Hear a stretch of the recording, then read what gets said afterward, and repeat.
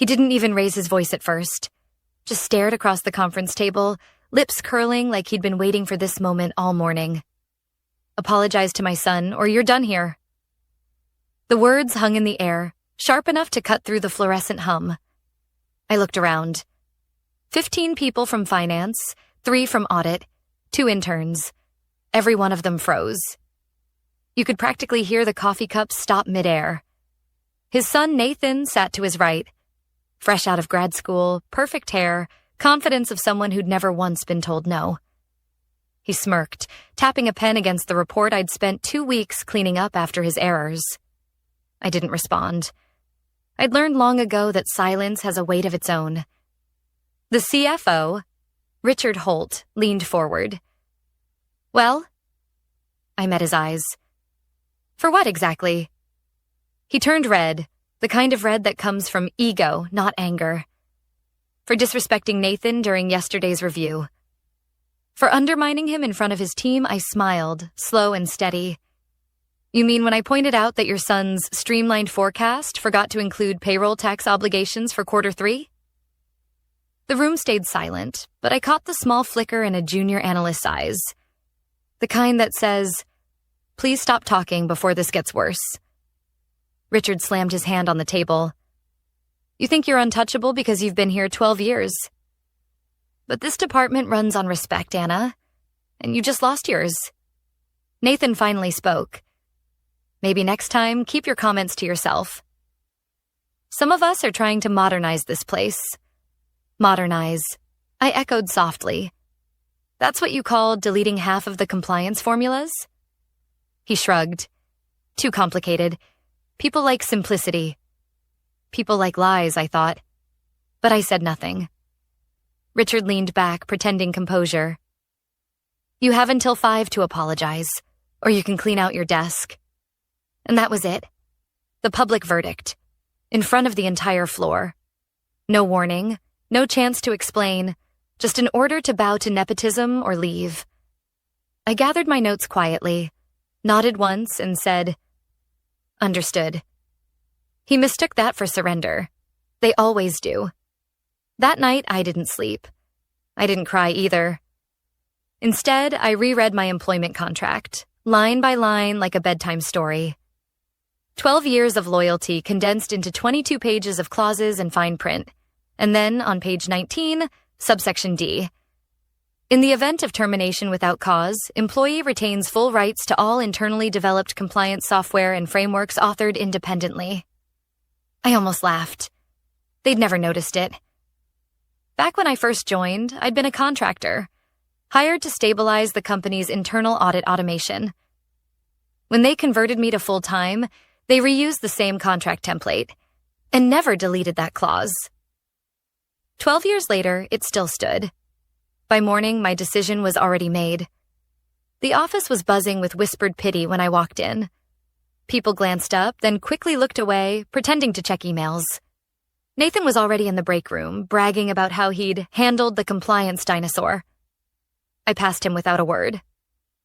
At 9:03 a.m., Richard appeared in my doorway. He looked smug, rested.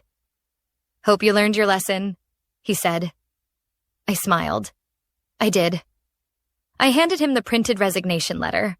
Crisp, folded once. He barely glanced at it before smirking. Good. Maybe next time you'll think twice before embarrassing my son. He turned to leave, but the door hadn't even shut when a voice shouted down the hall. Sir, you did what? It was Marianne, the company's legal counsel. Her heels clattered like gunfire as she rushed in, waving a folder. Please tell me you didn't just accept Anna's resignation. Richard blinked. She quit. What's the problem? Marianne's eyes darted between us. Oh my God, she whispered.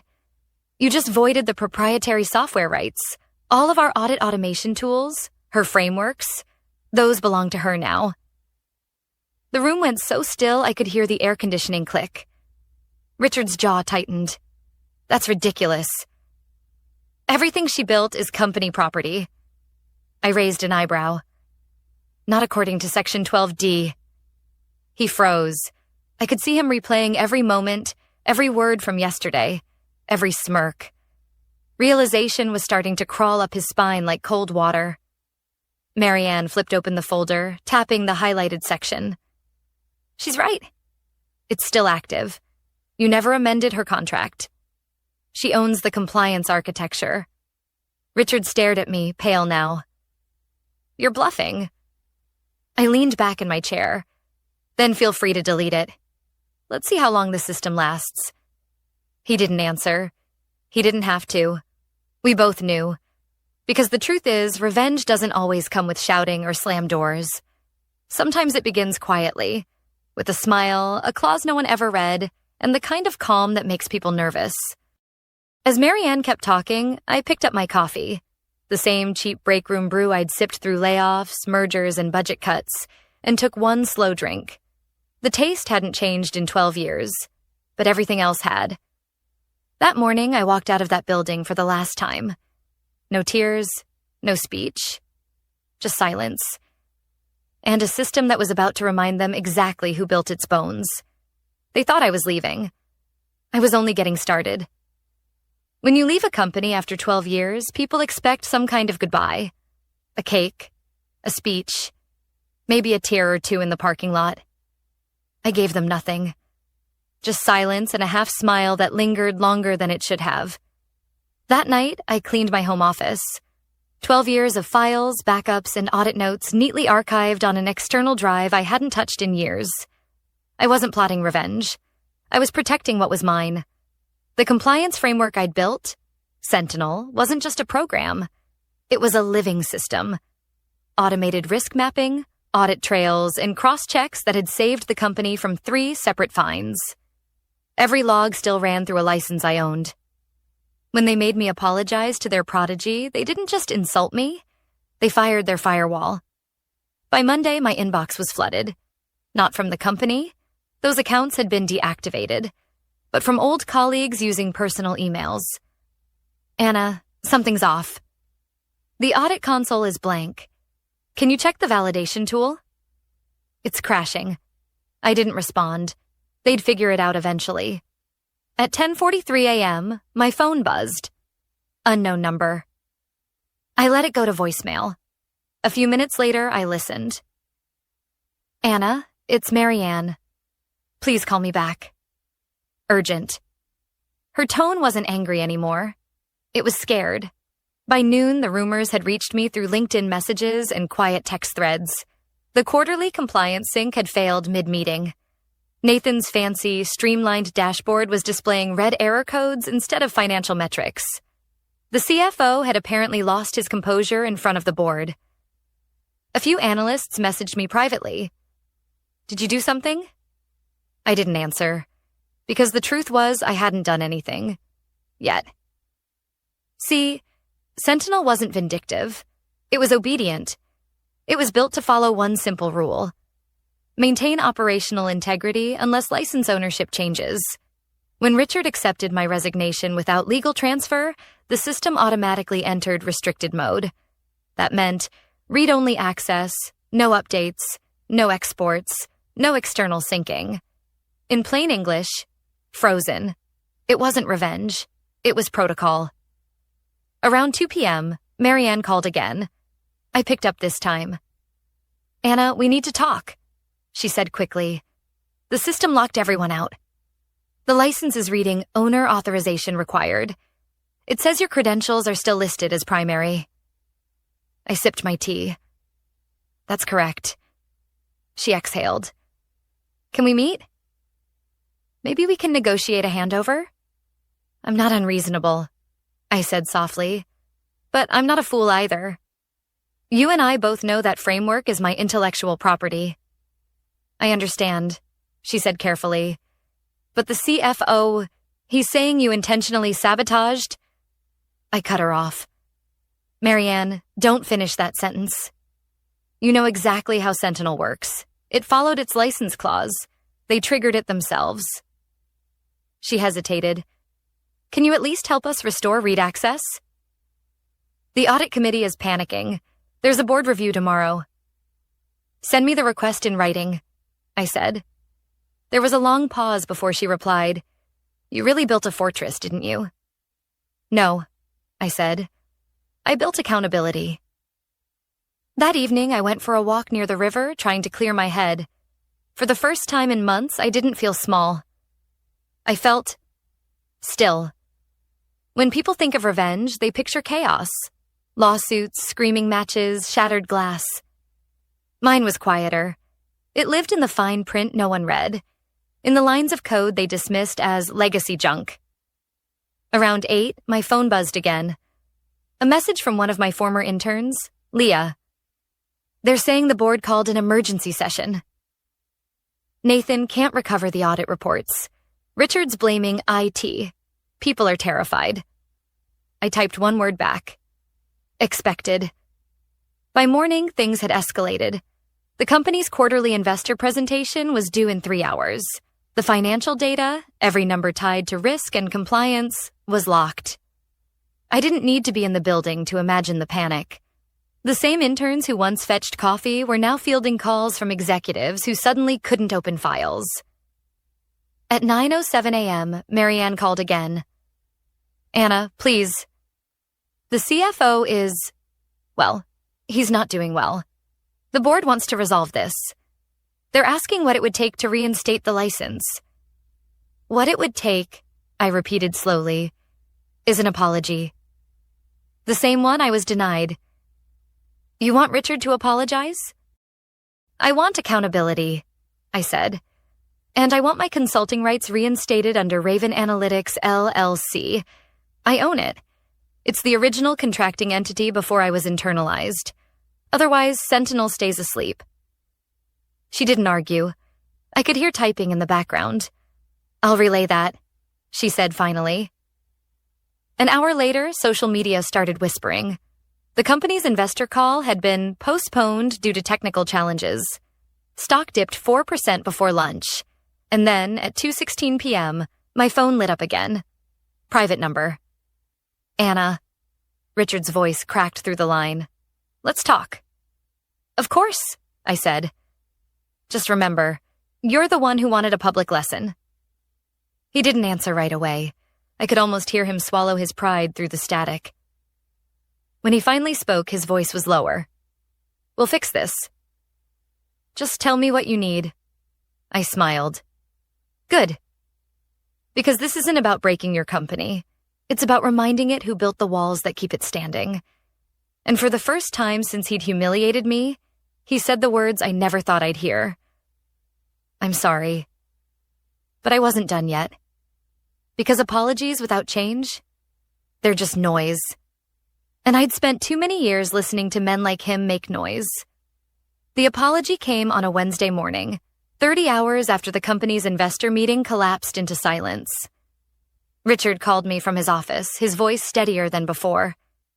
Anna, we've reviewed your contract. Legal confirmed the clause. I may have spoken out of turn. May have? I repeated. He sighed. I'm sorry, all right?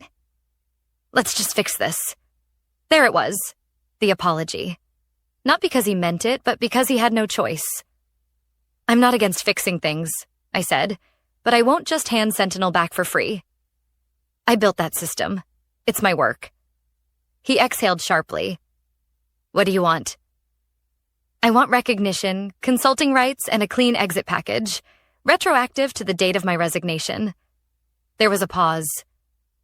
You're holding us hostage, Anna. I almost laughed. No, Richard. I'm holding you accountable. By the next morning, Marianne reached out to schedule a formal discussion. Off the record, she said. The board is furious. They want this resolved quietly before it reaches investors. You still have the only license key I agreed to meet in person. Neutral ground. A cafe halfway between downtown and the industrial park where the company's office sat like a gray box of glass and ego.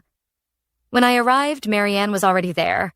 Laptop open, legal documents scattered across the table. She looked tired, worn thin. I'm not here to fight, she started. But you have to understand what you're doing, locking an entire compliance system, has consequences. What I did, I said calmly, was follow procedure. The license reverted to me because of Richard's decision. The system isn't locked out of spite. It's locked because the terms changed. She rubbed her forehead. The board won't see it that way. The board can read, I said. Clause 12D has been there since day one. Marianne stared at me for a long moment. Do you know why they're really panicking? I shook my head. Because the SEC is requesting an audit review from your system. They can't generate it without your credentials. If we miss that deadline... She didn't finish the sentence. She didn't have to. I leaned back. Then it seems we both have incentive to resolve this quickly. She nodded, typing something into her laptop. Here's the proposal. You'll be rehired as a consultant under Raven Analytics LLC, independent status, full control of your framework, compensation, triple your previous salary, retroactive benefits included. In return, you'll restore system access and provide operational continuity. I read the offer slowly. It was more than I expected. Too generous, almost. What's the catch? I asked. Marianne smiled thinly. No catch. Just a confidentiality clause. They don't want the story getting out. I closed the laptop. Tell them to remove that line. I'm not interested in silence anymore. That night, my phone buzzed with messages from old coworkers. Word had spread. They all wanted to know if it was true, that I'd negotiated my way back, that the CFO had been forced to bend. I didn't answer anyone. Not yet. Instead, I sat at my desk, sipping coffee gone cold, staring at the dormant code window on my screen. Sentinel's interface glowed faintly in standby mode. Its heartbeat, a pulsing blue light, still waiting. I'd spent years building that system, line by line, from hotel rooms and late-night audits, through every merger and rebrand. It wasn't just data. It was memory. My memory. And now they wanted it back, pretending they suddenly cared about collaboration. I reopened the contract draft and added one final clause of my own. Raven Analytics reserves full rights to system updates, derivative frameworks, and adaptive integrations created after reinstatement. Any breach of contract or interference with proprietary code will result in immediate license termination without notice. They wanted my system? Fine. But I was making sure they could never erase me again. The next morning, Marianne called to confirm they accepted. Everything's signed. They've wired your consulting fee. You'll receive system access requests from IT within the hour. I thanked her, though I could hear the tension still in her voice. Richard isn't happy, she said quietly. He feels humiliated. He should, I replied. He forgot who built the walls he stands in. When I logged into Sentinel again, it felt like opening a vault that had been sealed for years. Everything was there. Logs, audit trails, compliance maps, all intact. I could have restored full functionality instantly, but I didn't. Not yet. I wanted them to feel the weight of what they'd taken for granted. So, I initiated a gradual reactivation. System by system, server by server, each required my manual authorization. It would take days, maybe a week. Just long enough for them to think about what respect really costs. At 11:04 a.m., a Slack message popped up. Nathan. Hey, Anna. Guess we're working together again. No hard feelings, right? I stared at the screen for a long moment before typing, hard feelings fade. Consequences don't, he didn't reply. That evening, Marianne called one last time. The board signed the final agreement. You're officially reinstated as a consultant. Congratulations. But I didn't feel victorious. I felt resolved. Because sometimes justice isn't about revenge or money. It's about correction, about balance, about making sure the people who thought you were disposable finally understand that competence has a backbone. Before I shut my laptop, I opened Sentinel's admin console one last time. The system hummed to life, every line of code like an old friend waking up. At the bottom of the dashboard, a new message appeared automatically, something I'd programmed years ago for moments like this. Integrity is not what you preach. It's what remains when power fades. I smiled. For once, the system and I were perfectly aligned. When I walked back into the office a week later, the building looked exactly the same. Glass walls, gray carpets, that same faint smell of burnt coffee and old toner. But something had shifted.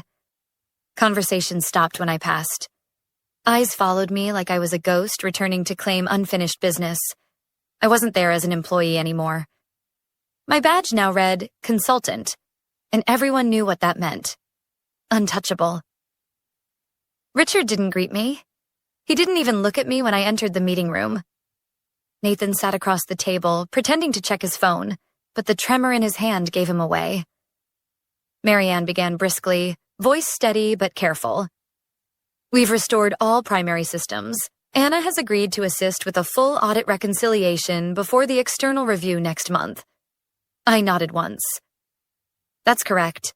I'll be overseeing integrity checks on Sentinel's restored modules. All access changes will go through me. Richard finally looked up. We just need you to make sure it's stable, he said coldly. No surprises. I smiled. Stability depends on how much you've changed since I left. He didn't respond. The first few days were quiet. Too quiet. Most of the staff avoided direct eye contact. The same people who once laughed with Nathan at my expense now sent overly polite emails filled with thank you and appreciate your help. Guilt has a way of softening even the sharpest tongues. Still, I kept my head down and worked. Every night I stayed late, reviewing logs and comparing old entries against the new data. That's when I started noticing something strange. Hidden among the audit records were unexplained edits, manual overrides entered during the months I was gone. They weren't random. They were deliberate. Transactions flagged as vendor discrepancies had been reclassified as approved exceptions. Dozens of them. At first, I thought it was sloppiness, but when I cross-checked the vendor IDs, they all traced back to one of Nathan's new efficiency initiatives. I opened the change history. Every single override had been done under his admin credentials. I sat back in my chair, pulse slowing. This wasn't incompetence. It was manipulation. The next morning, I walked into Marianne's office. She looked exhausted, surrounded by folders and coffee cups. Do you have a minute? I asked. She gestured to the chair. Always. What's going on? I slid a printed report across her desk. I found these in the audit logs. Unauthorized modifications, all tied to Nathan Holt. She frowned, scanning the pages.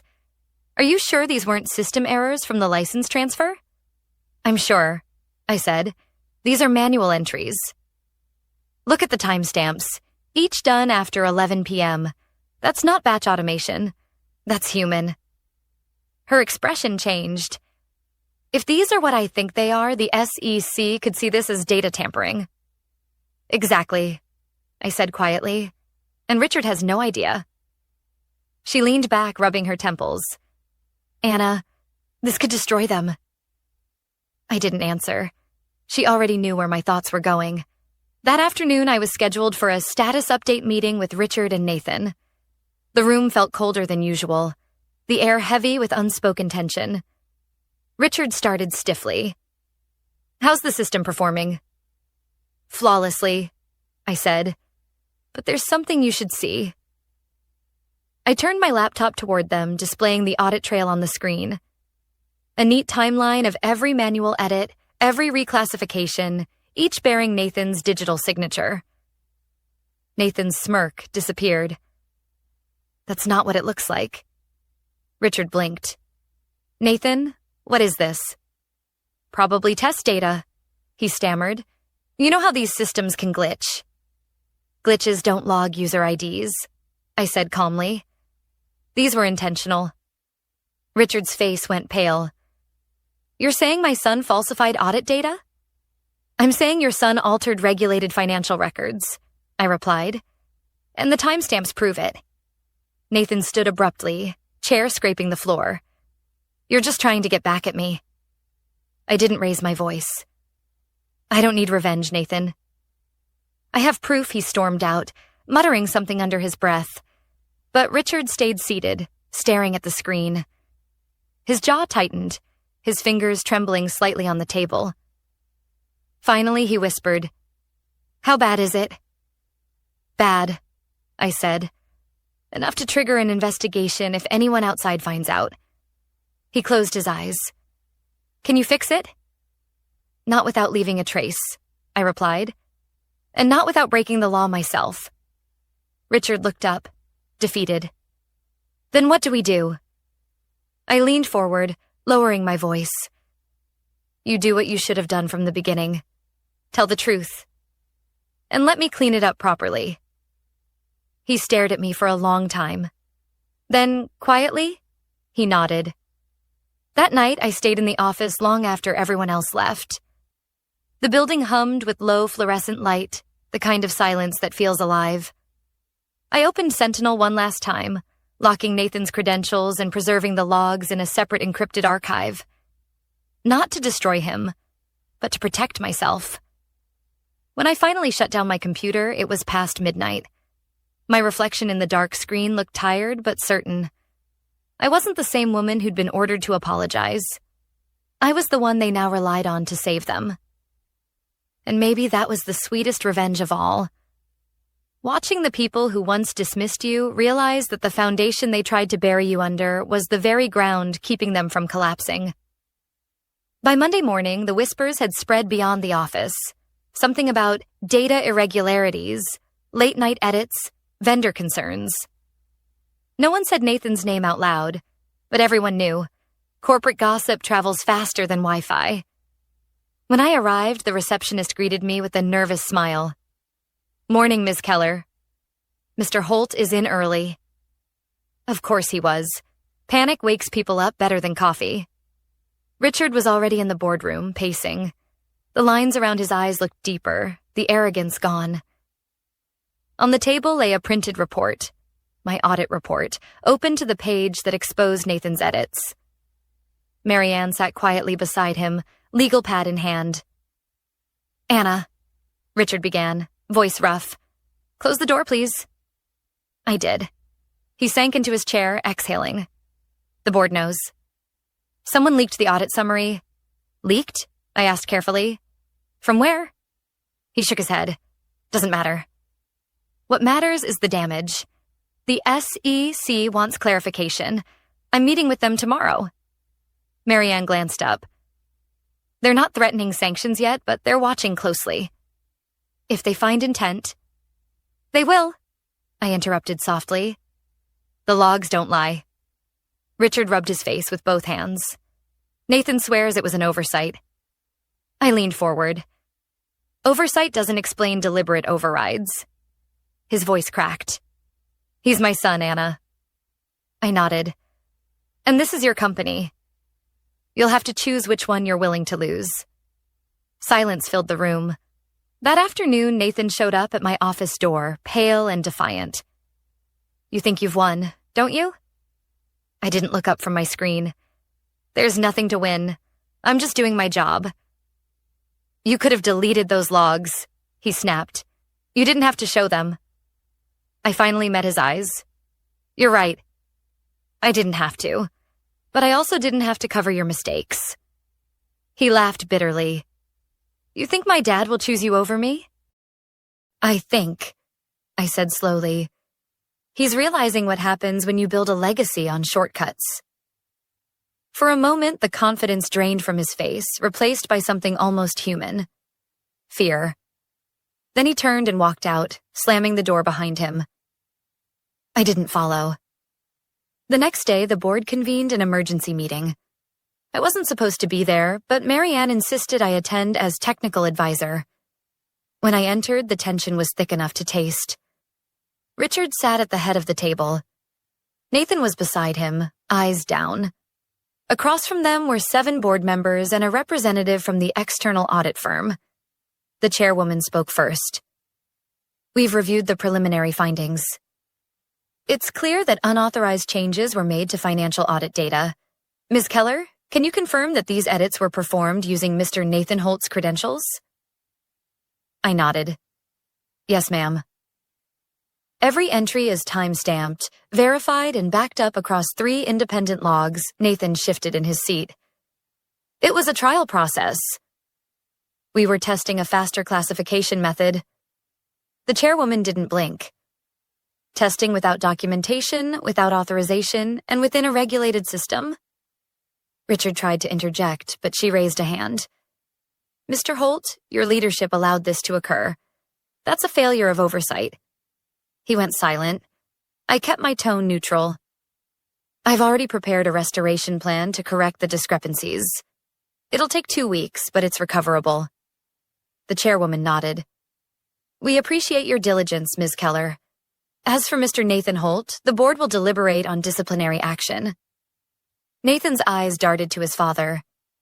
Dad, say something. But Richard didn't.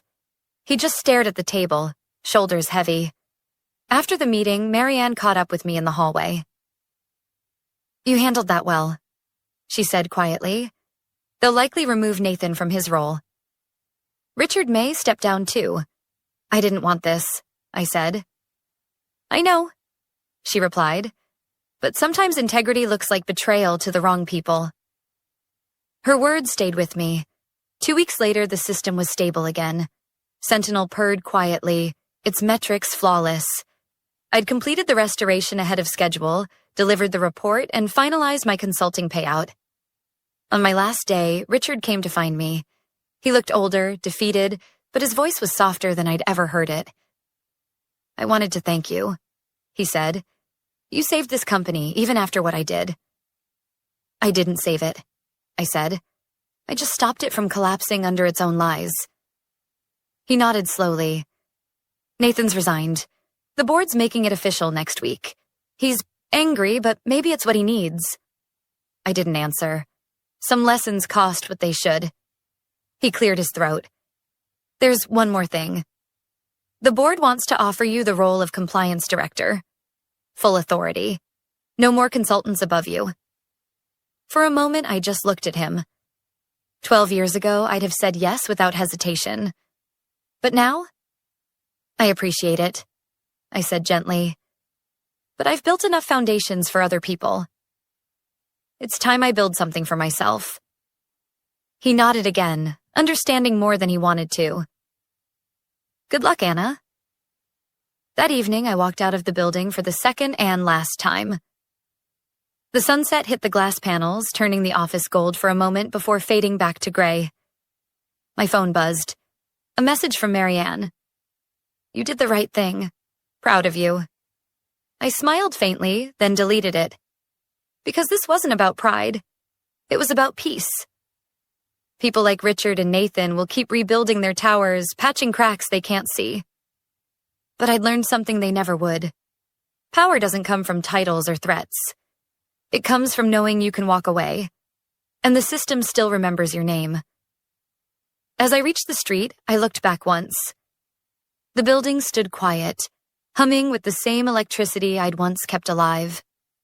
Then I turned and walked toward the city lights. Not as an employee, not as a victim, as the architect of my own ending.